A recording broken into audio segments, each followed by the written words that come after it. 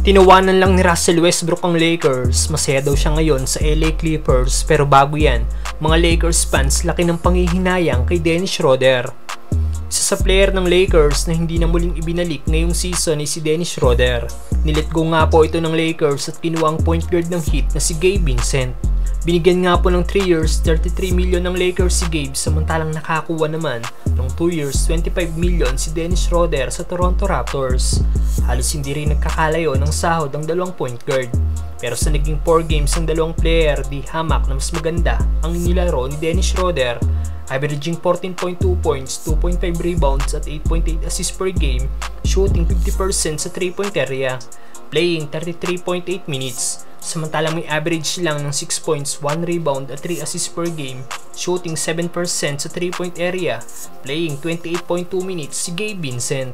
Sobrang struggle nga po si Vincent sa 3-point area na may 1 of 14 shooting sa 4 games na inilaro ng Lakers. Kaya naman maraming Lakers fans na nanghihinayang kay Dennis Schroeder.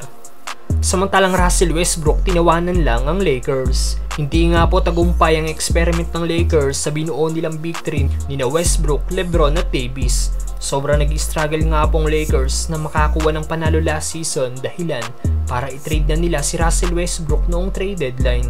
At sa naging panalo kanina ng Clippers kontra Magic, tinanong nga po si Russ kung bakit mas masaya ito ngayon sa Clippers kaysa sa Lakers. Sagot ng tatawa-tawang si Westbrook, marami daw siyang dahilan pero wala daw siyang oras para pag-usapan pa ito. Pero nagpapasalamat daw siya sa Clippers dahil sa opportunity na ibinigay sa kanya ng team sa panahon na mahirap ang kanyang pinagdadaanan. You look happier since you come over to the Clippers. Why is that everybody says this, and also you look happier than where you were before you got here? Well, long list, but we don't got enough time for that today. I'm very grateful for an opportunity and a team that wanted me during a tough time.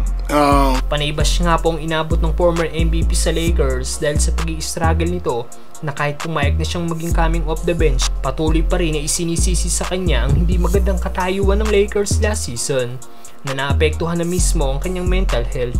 Anong masasabi nyo dito mga brother?